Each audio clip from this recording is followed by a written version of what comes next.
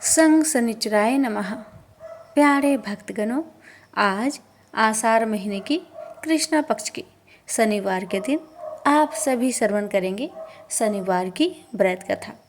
शनि भगवान का व्रत उपवास रखने से व्यक्ति के सभी मुश्किलें समाप्त हो जाती है। शनि ग्रहों में सभी क्रूर ग्रह है। अगर किसी की राशि पर शनि की ढैया या शनि का प्रकोप हो तो उस व्यक्ति को मुश्किलों का सामना करना पड़ता है। शनिवार के दिन इस व्रत को रखने से और शनि महाराज की कथा का श्रवण करने से सभी तरह की मुश्किल से मुक्ति मिलती है। तो आइए श्रवण करते हैं शनि भगवान की कथा श्रवण करने से पहले कमेंट बॉक्स में शनि महाराज की जय अवश्य लिखें। कथा।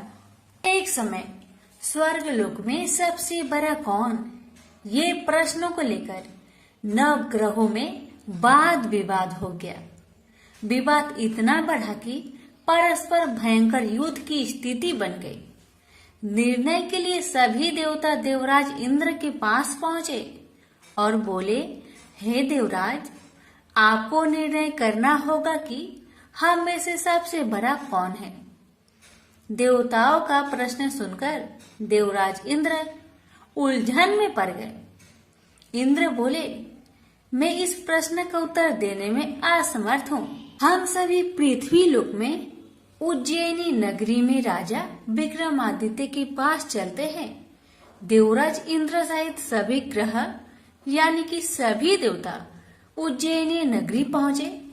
महल में पहुंचकर जब देवताओं ने उनसे अपना प्रश्न पूछा तो राजा विक्रमादित्य भी कुछ देर के लिए परेशान हो उठे, क्योंकि सभी देवता अपनी अपनी शक्तियों के कारण महान थे। किसी को भी छोटा बताना या बड़ा कह देना उनके क्रोध के प्रकोप से भयंकर हानि पहुंच सकती थी। अचानक राजा विक्रमादित्य को एक उपाय सूझा और उन्होंने विभिन्न धातुओं जैसे स्वर्ण, रजत, कांसा, ताम्र, शीशा, रांगा, जस्ता, अब्रक व लोहे के 9 आसन बनवाए। धातुओं के गुण के अनुसार सभी आसनों को एक दूसरे के पीछे रखकर उन्होंने देवताओं को अपने अपने सिंहासन पर बैठने को कहा। देवताओं के बैठने के बाद राजा विक्रमादित्य ने कहा, आपका निर्णय तो स्वयं हो गया। जो सबसे पहले सिंहासन पर विराजमान है वही सबसे बड़ा है। राजा विक्रमादित्य के निर्णय को सुनकर शनि देवता ने सबसे पीछे आसन पर बैठने के कारण अपने को छोटा जानकर क्रोधित होकर कहने लगे, राजा विक्रमादित्य, तुमने मुझे सबसे पीछे बैठाकर मेरा अपमान किया है। तुम मेरी शक्तियों से परिचित नहीं हो। मैं तुम्हारा सर्वनाश कर दूंगा। शनि ने कहा, सूर्य एक राशि पर 1 महीने, चंद्रमा 2.25 दिन, मंगल 1.5 महीने, बुध और शुक्र 1 महीने, बृहस्पति 13 महीने रहते हैं। लेकिन मैं किसी राशि पर 7.5 वर्ष तक रहता हूँ। बड़े बड़े देवताओं को मैंने अपने प्रकोप से पीड़ित किया है। राम को 7.5 के कारण ही वन में जाकर रहना पड़ा और रावण को 7.5 के कारण ही युद्ध में मृत्यु का शिकार बनना पड़ा। राजा, अब तू भी मेरे प्रकोप से नहीं बच सकता। इसके बाद अन्य ग्रहों के देवता तो प्रसन्नता के साथ चले गए, परंतु शनि भगवान बड़े क्रोध के साथ वहां से विदा हुए। राजा विक्रमादित्य पहले की तरह ही न्याय करते रहे। उनके राज्य में सभी स्त्री पुरुष बहुत आनंद से जीवन यापन कर रहे थे।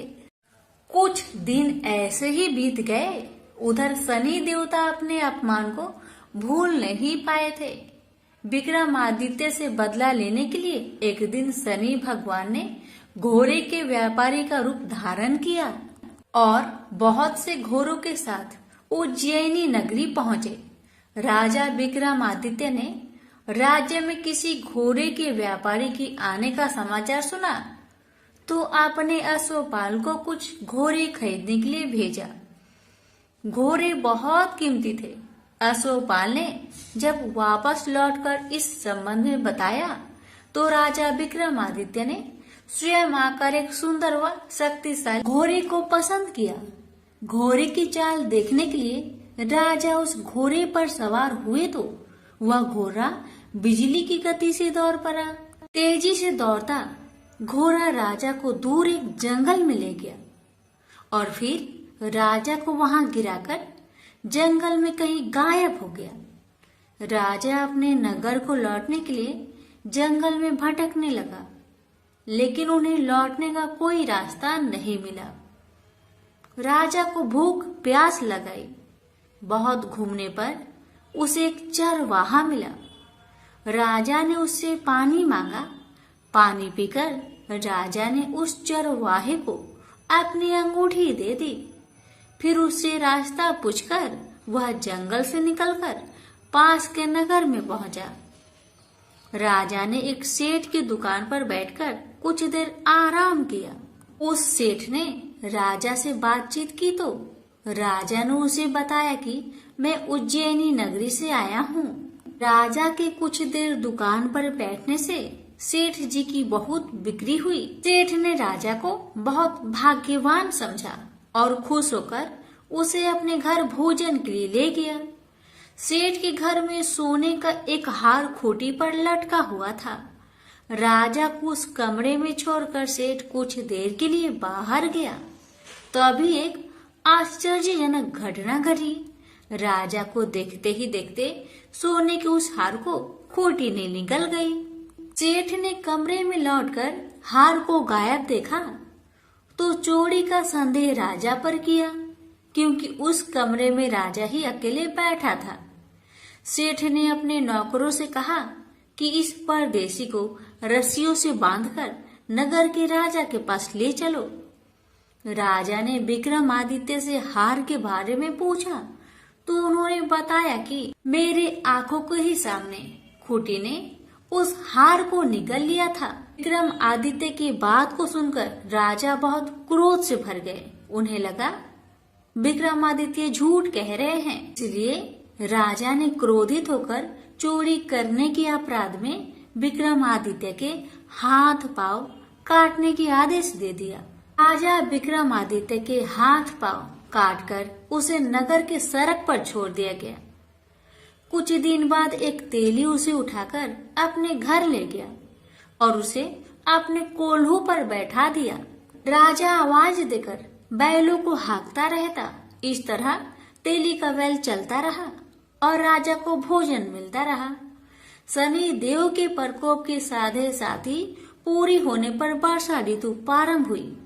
राजा विक्रमादित्य एक रात मेघ मल्हार गा रहे थे कि तभी नगर के राजा की लड़की राजकुमारी मोहिनी रथ पर सवार उस तेली के घर के पास से गुजर रही थी। उसने मेघ मल्हार सुना तो उसे बहुत अच्छा लगा और दासी को भेजकर गाने वाले को बुला लाने को कहा। दासी ने लौटकर राजकुमारी को अपंग राजा के बारे में सब कुछ बता दिया।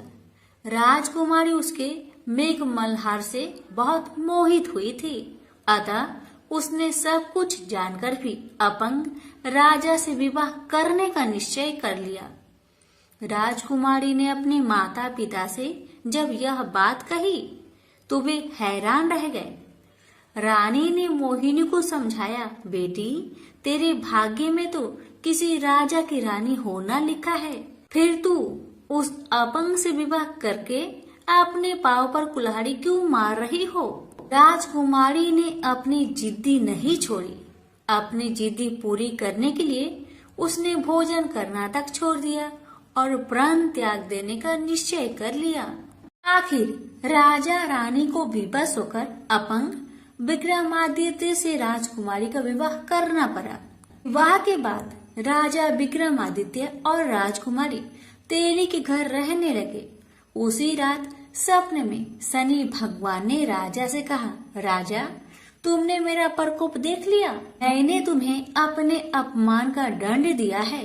राजा ने शनि भगवान से हाथ जोड़कर क्षमा प्रार्थना की कि हे भगवान, आपने जितना दुख मुझे दिया अन्य किसी को ना देना।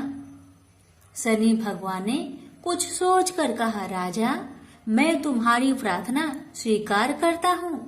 जो कोई स्त्री पुरुष मेरा पूजा करेगा, शनिवार को व्रत करके मेरी व्रत कथा सुनेगा, उस पर मेरी अनुकंपा सदा बनी रहेगी। प्रातःकाल राजा विक्रमादित्य की नींद खुली तो उसने अपने हाथ पांव देखकर राजा को बहुत खुशी हुई। उसने मन ही मन शनि भगवान को प्रणाम किया। राजकुमारी भी राजा के हाथ पांव सही सलामत देखकर आश्चर्य में डूब गई। तब राजा विक्रमादित्य ने अपना परिचय देते हुए शनि भगवान की प्रकोप की सारी कहानी सुनाई। सेठ को जब इस बात का पता चला तो दौड़ता हुआ तेली के घर पहुंचा और राजा के चरणों में गिरकर क्षमा मांगने लगा।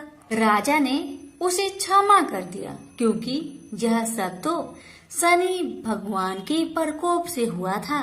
सेठ राजा को अपने घर ले गया और उसे भोजन कराया। भोजन करते समय वहां एक अनोखी घटना घटी। सबके देखते देखते उस खुटी ने हार को उगल दिया।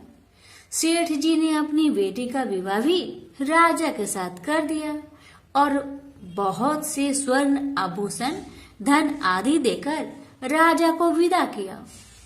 राजा विक्रमादित्य राजकुमारी मोहिनी और सेठ के साथ उज्जैनी पहुंचे तो नगर वासियों ने हर्ष से उनका स्वागत किया।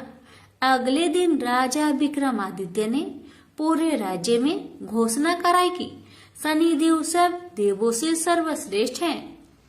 प्रत्येक स्त्री पुरुष शनिवार का उनको व्रत करे और व्रत कथा अवश्य सुने। राजा विक्रमादित्य की घोषणा से शनिदेव बहुत प्रसन्न हुए। शनिवार का व्रत करने और व्रत कथा सुनने के कारण सभी लोगों की मनोकामनाएं शनिदेव की अनुकंपा से पूरी होने लगी। सभी लोग आनंद पूर्वक रहने लगे। प्रेम से बोली शनि महाराज की जय।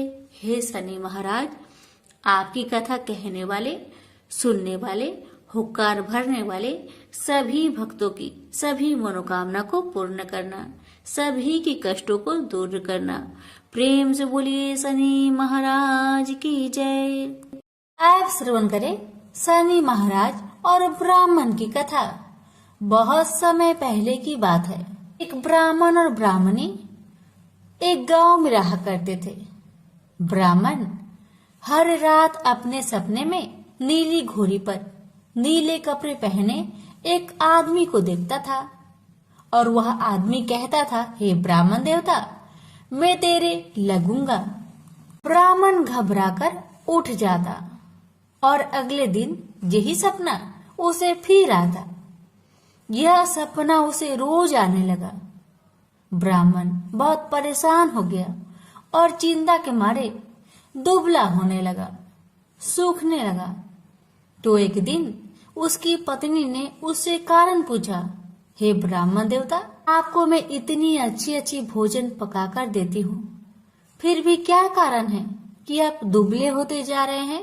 ब्राह्मण ने अपनी सपने की सारी बात पत्नी को बताया। ब्राह्मणी बोली, मुझे लगता है अवश्य ही वो शनि महाराज होंगे। अब की बार जब वो आपको दिखे तो आप कह देना, लग जाओ, पर 1:15 से ज्यादा मत लगना। उस दिन फिर सपना आने पर ब्राह्मण ने कहा, लग जाओ, पर कितने समय के लिए लगोगे? शनि जी बोले, 7.5 वर्ष का लगूंगा। ब्राह्मण ने कहा, क्षमा करे शनि भगवान, इतना भारी तो मुझसे झेला नहीं जाएगा। तब शनि भगवान बोले, तो 5 वर्ष का लग जाता हूँ। ब्राह्मण ने मना किया तो शनि जी कहने लगे, 1:15 का तो लगूंगा ही, इतना तो कोढ़ी कलंकी भिखारी के भी लग जाता हूँ। तब ब्राह्मण ने कहा, ठीक है। ब्राह्मण को 1:15 की शनि की दशा लग गई। ब्राह्मण ने दीन से जाकर ब्राह्मणी से कहा, मेरे सवा पहर शनि की दशा लग गई है, इसलिए मैं जंगल में जाकर यह समय वहीं पर बिताऊंगा। मेरे लिए खाने पीने का सामान एक पोटली में बांध दो, और हाँ, मेरे जाने के पीछे तुम किसी से झगड़ा मत करना। इस बात का खास ध्यान रखना। ज्यादातर घर में ही रहना और बच्चों का ध्यान रखना। इस सवा पहर के समय में कोई भी गाली दे तो चुपचाप सुन लेना, बहस मत करना। यह समझाकर ब्राह्मण जंगल में चले गए। जंगल में ब्राह्मण एक पीपल के पेड़ के नीचे बैठ गए और हनुमान जी का पाठ करने लगे। एक पहर बीत गया। ब्राह्मण ने सोचा बाकी बचा समय रास्ते में बीत जाएगी, इसलिए वहां से चल दिया। रास्ते में एक बाड़ी में मतीरे लगे थे। माली से एक मतीरा खरीदा, पोटली में बांधा और आगे को बढ़ा। आगे एक आदमी मिला जो असल में कोई और नहीं, भगवान शनि महाराज थे। ब्राह्मण से पूछा कि पोटली में क्या है? तब उसने कहा, मतीरा है। तब शनि भगवान बोले, दिखाओ। ब्राह्मण ने पोटली खोली। उसमें वह मतीरा राजकुमार का कटा हुआ खून से लथपथ सिर दिखाई दिया। तो शनि भगवान ब्राह्मण को राजा के पास ले गए और कहा कि इस ब्राह्मण ने राजकुमार की हत्या कर दी है। इसके पास पोटली में राजकुमार का सिर है। राजा ने कहा, मैं यह नहीं देख सकता। इस ब्राह्मण को सूली पर चढ़ा दो। राजा के यहाँ हाहाकार मच गया। ब्राह्मण को सूली चढ़ाने से पहले पूछा गया कि तुम्हारी कोई आखिरी इच्छा हो तो बताओ। ब्राह्मण ने सोचा किसी तरह सवा पहर पूरा बस हो जाए। ब्राह्मण ने सोच समझकर कहा। उसने कहा कि वह रोज बालाजी का कथा सुनता है। मरने से पहले अंतिम बार बालाजी का कथा सुनना चाहता है। ब्राह्मण को कथा सुनाने का प्रबंध किया गया।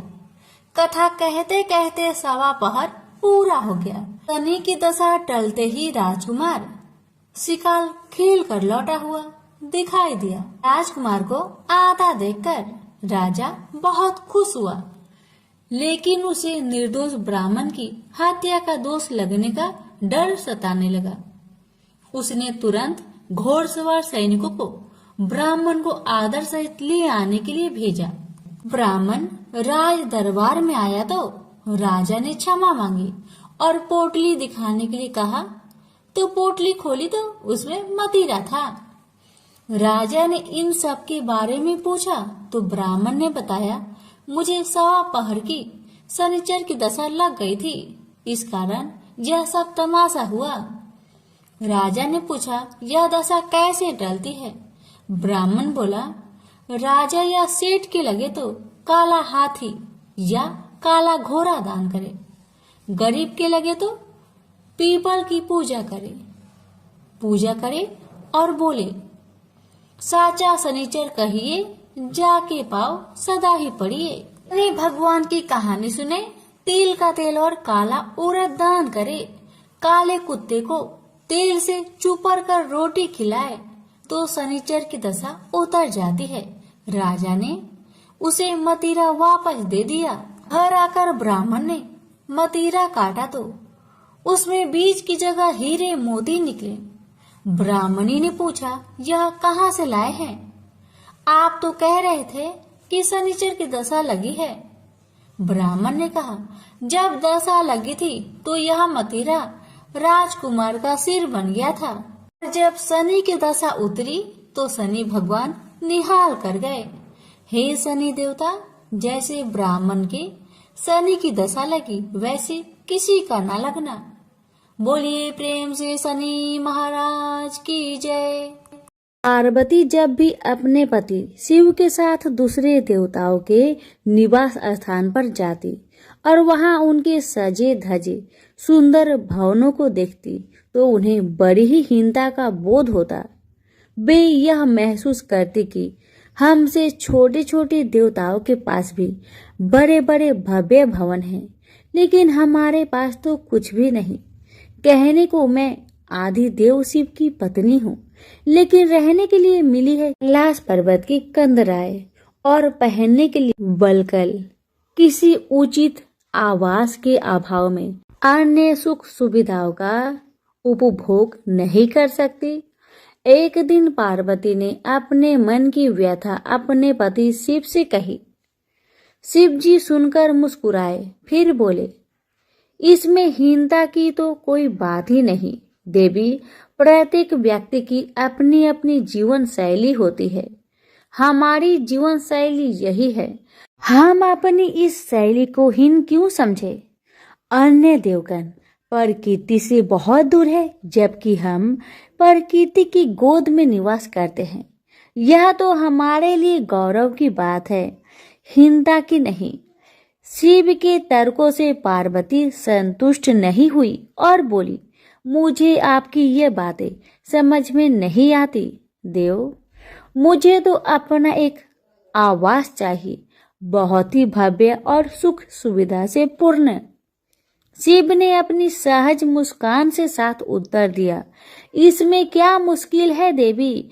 मैं अभी विश्वकर्मा को बुलवा देता हूँ, उनसे जैसा चाहो वैसा आवास बनवा लो। विश्वकर्मा को बुलाया गया।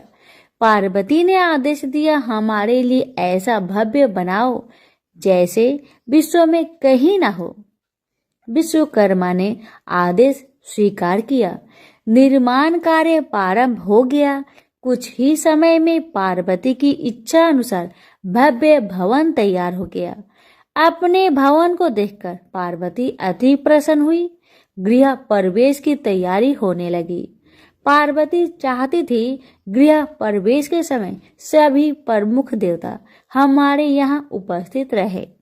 शिव ने अपनी सहमति दे दी। सभी प्रमुख देवी देवताओं को आमंत्रण भेजा गया। यह प्रवेश के समय वे सब कैलाश पर्वत पर आ गए। उन्होंने पार्वती के भव्य भवन की भूरी भूरी प्रशंसा की, लेकिन विश्वनेत्री ब्रह्मा खामोश रहे। जब सब देवी देवता जाने लगे तो पार्वती ने ब्रह्मा जी से पूछा, देव क्या आपको यह आवास पसंद नहीं आया।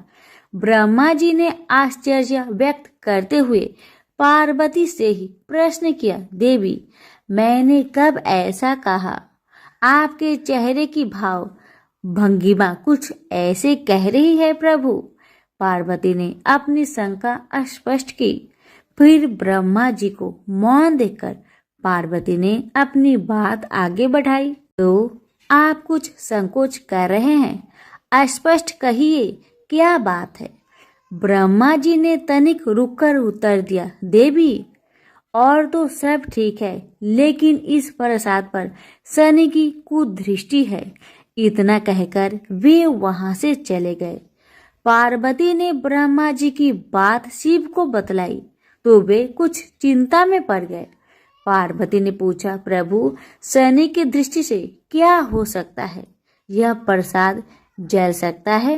भगवान शिव ने उत्तर दिया, हाँ। यह सुनकर पार्वती भी चिंतित हो गई और बोली, प्रभु इसके लिए कोई उपाय कीजिए। शिव ने निराश व्यक्त की, शनि की दृष्टि को हटाना सरल नहीं है देवी। शिव का उत्तर सुनकर पार्वती आवेश में आ गई और बोली, सरल क्यों नहीं है। आप अभी शनि लोक जाइए और शनि देव से कहिए कि वह हमारे प्रसाद से अपनी कुदृष्टि हटा ले। यदि वह मान जाए तो आप तत्काल उसे कोई वरदान दे दीजिएगा, और यदि न माने तो आप अपना डमरू जोर से बजा दीजिएगा। मैं स्वयं अपने प्रसाद को आग लगा दूंगी। यदि प्रसाद को जलना ही है तो यह मेरे हाथों से जलेगा, शनि की कुदृष्टि से नहीं। इसके बाद मैं शनि को श्राप दूंगी। पार्वती की इच्छा अनुसार शिव शनि लोक गए। वहां शनि देव ने उनकी अभ्यर्थना की और आदर के साथ आसन पर बैठाया। आसन ग्रहण करने के बाद शिव ने अपने आने का प्रयोजन बताया। देवी पार्वती ने जो प्रसाद बनवाया है उस पर तुम्हारी कुदृष्टि है, अतः वे चाहती है कि तुम उधर से अपनी कुदृष्टि हटा लो। शनि देव ने करवध होकर निवेदन किया, आप निश्चिंत रहे देव। माता पार्वती के प्रसाद पर कुदृष्टि डालने का मैं दुस्साहस नहीं कर सकता। शनि से आश्वासन पाकर शिव प्रसन्न हो गए।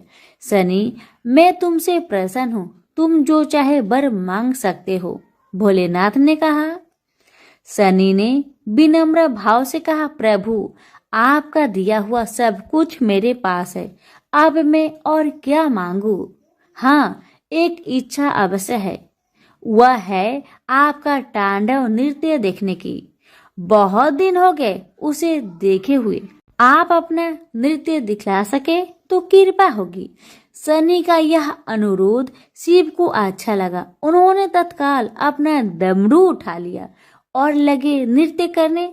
भोले भंडारी ये भी भूल गए कि पार्वती ने डमरू की आवाज सुनकर अपने नवनिर्मित प्रसाद को जला देने की बात कही थी। बस डमरू बजा बजा कर नृत्य करते रहे।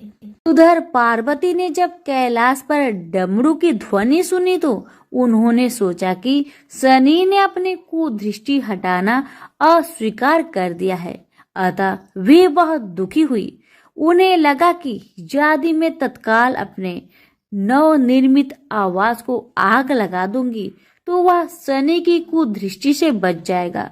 अतः उन्होंने स्वयं ही अपने प्रसाद में आग लगा दी। वह धू धू करके जल उठा। प्रसाद को जलता देख पार्वती का शनि पर क्रोध धीरे धीरे बढ़ने लगा। अब वे उसे श्राप देने को तैयार हो गई, लेकिन उसी समय भगवान शिव वहां पहुंच गए। उन्होंने प्रसाद को जलते देखा तो वे आश्चर्यचकित रह गए। उनकी समझ में ही नहीं आया कि यह कैसे हो गया। फिर अचानक उन्हें सब कुछ स्मरण हो गया। अपनी भूल का उन्हें एहसास हुआ। उन्होंने पार्वती को सब कुछ सुनाया। सच्चाई जानकर पार्वती को भी अपनी जल्दबाजी पर दुख हुआ। अब शनि को श्राप देने का कोई अर्थ नहीं था। प्रत्यक्ष उसका कहीं कोई अपराध नहीं था। फिर भी पार्वती और शिव को यह लग रहा था कि यह सब हुआ शनि की कुदृष्टि से ही, लेकिन स्थिति को देखते हुए वे दोषी नहीं ठहरा सकते। प्रेम से बोलिए शनि महाराज की जय। उमापति शंकर भगवान की जय। पिपलाद और शनि भगवान की कथा, जो भी इनकी कथा को सच्चे मन से श्रवण करेगा उसकी सारी दुख तकलीफ समाप्त हो जाएगी। कहते हैं कि किसी पर शनि की 6.5 होती है तो विद्वानों द्वारा कहा जाता है कि आप पीपल वृक्ष की पूजा करें। आखिर इसके पीछे का कारण क्या है, आइए इस रहस्य को जानते हैं। पिपलाद ऋषि का नाम आप सभी ने सुना होगा। वह महर्षि दधीचि के पुत्र थे। महर्षि दधीचि जिन्होंने अपनी हड्डियों का दान कर दी थी, जिससे इंद्र का वज्र बनाकर और वृतासुर का संहार संभव हो पाया था। यह घटना ब्रह्म पुराण की है। शमशान में जो महर्षि दधीचि के मांस पिंड का दाह संस्कार हो रहा था तो उनकी पत्नी अपने पति का वियोग सहन न कर पाई और पास में स्थित पीपल के वृक्ष की कोटर में, जो जड़ों के कारण एक गड्ढा बन जाता है, उसमें अपने 3 वर्ष के बालक को रखकर स्वयं चीता पर सती हो गई। इस प्रकार महर्षि दधीचि और उनकी पत्नी का बलिदान हो गया। किंतु पीपल की कोटर में रखा बालक भूख प्यास से तड़पने लगा और चिल्लाने लगा। जब कोई वस्तु से नहीं मिली तो कोटर में गिरे हुए पीपल के फल खाकर वह बड़ा होने लगा। एक दिन देवऋषि नारद वहां से गुजर रहे थे। नारद जी ने पीपल की कोटर में बालक को देखकर उससे उसका परिचय पूछा। बालक ने अपना परिचय दिया और बताया कि मैं नहीं जानता कि मैं कौन हूँ। नारद ने पूछा, तुम्हारा जनक कौन है? तब बालक भी उसी तरह का उत्तर दिया कि वह नहीं जानता कि उसके जनक कौन है। तब नारद जी ने अपना ध्यान धरकर उस बच्चे के बारे में पूरी जानकारी निकाली और उसे बताया कि तुम महान दधीचि के पुत्र हो। तुम्हारे पिता की अस्थियों का वज्र बनाकर ही देवताओं ने असुरों पर विजय प्राप्त की थी। नारद ने बताया कि तुम्हारे पिता दधीचि की मृत्यु मात्र 31 वर्ष की उम्र में ही हो गई थी। बालक ने अपने पिता की अकाल मृत्यु के बारे में जानना चाहा। तब नारद जी ने बताया कि उन पर आई इस विपत्ति का कारण शनिदेव की महादशा थी। नारद जी ने उस बालक को पिप्पलाद नाम दिया क्योंकि वह पीपल के पत्ते और उसका गुदा खाकर बड़े हुए थे। उसके बाद नारद जी ने उसे दीक्षित किया। नारद जी के जाने के बाद उस बालक ने, जिसका नाम पिप्पलाद था, ब्रह्मा जी की घोर तपस्या की। ब्रह्मा जी ने जब बालक से वर मांगने के लिए कहा तो पिप्पलाद ने अपने दृष्टि मात्र से किसी को भी जलाने की शक्ति मांगी। ब्रह्मा जी ने उसे वरदान दे दिया। ब्रह्मा जी के वरदान के बाद पिप्पलाद ने सबसे पहले शनि देव का आह्वान किया और उन्हें अपने सामने प्रस्तुत किया। सामने पाकर उन्होंने शनि देव को भस्म करना शुरू कर दिया। शनि देव शरीर से जलने लगे। ब्रह्मांड में कोलाहल मच गया। सूर्य पुत्र शनि की रक्षा के लिए सारे देवता विफल प्रतीत हो रहे थे। सूर्य ने अपनी आंखों के सामने अपने पुत्र को जलता हुआ देखा। ब्रह्मा जी उसे बचाने के लिए विनय निवेदन किया।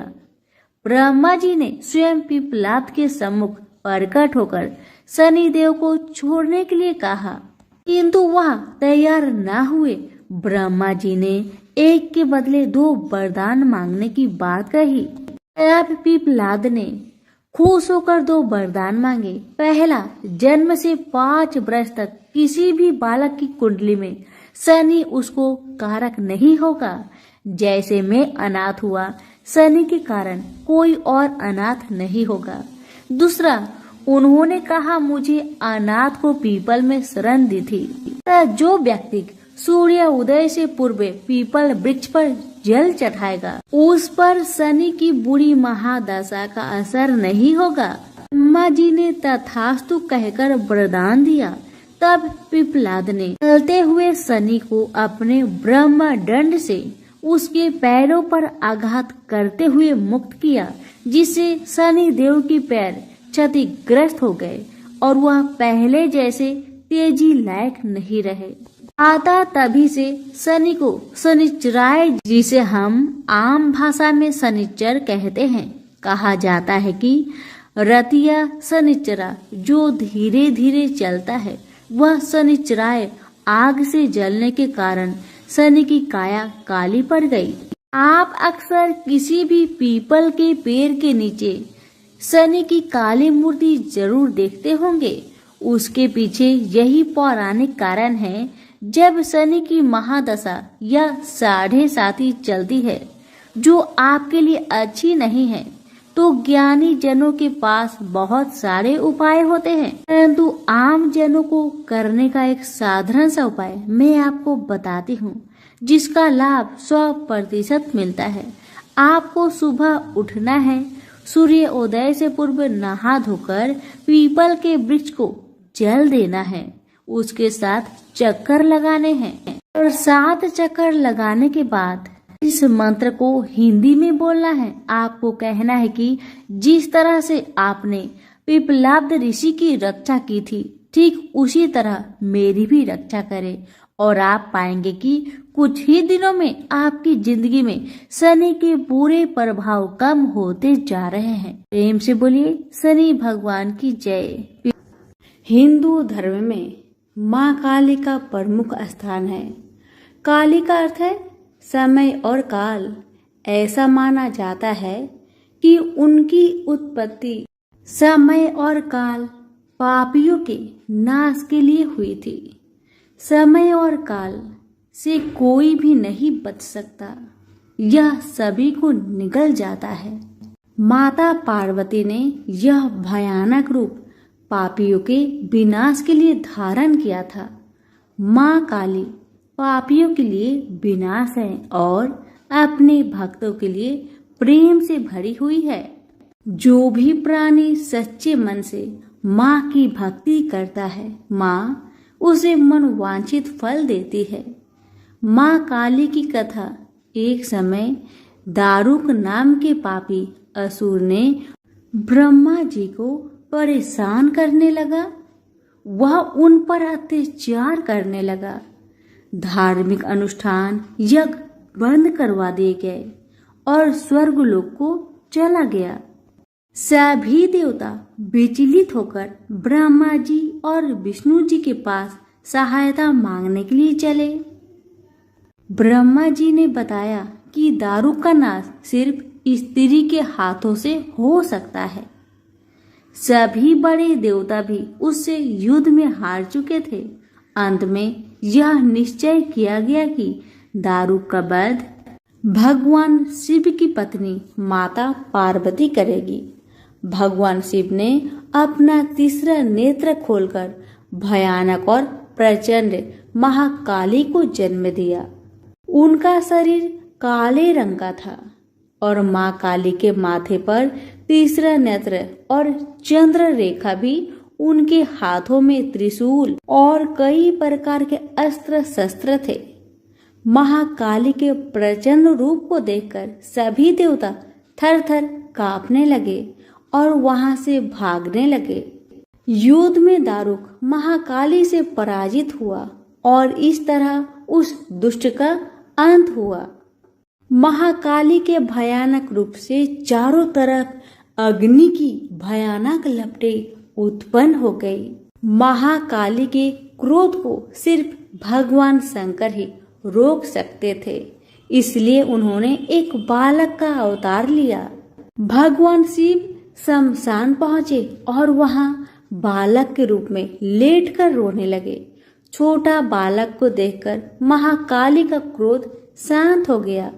उनके हृदय में ममता भावना जागृत हो गई।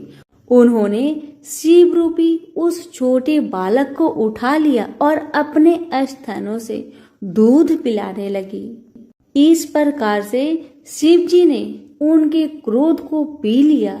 इस प्रकार महाकाली का भयानक और प्रचंड क्रोध शांत हुआ। उसके बाद महाकाली मूर्छित हो गई। उन्हें होश में लाने के लिए भगवान शिव ने तांडव नृत्य किया। होश में आने पर वह पुनः माता पार्वती के रूप में आ चुकी थी। माता पार्वती भगवान शिव का नृत्य देखकर नृत्य करने लगी, जिसके कारण उन्हें योगिनी का नाम से भी पुकारा जाता है। इसके अलावा महाकाली ने महिषासुर, चंडमुंड, रक्तबीज, शुभ निशुभ जैसे राक्षसों का व्रत किया था। इसलिए 10 महाविद्याओं में से महाकाली प्रथम महाविद्या है। प्रेम से बोलिए माँ काली की जय हो।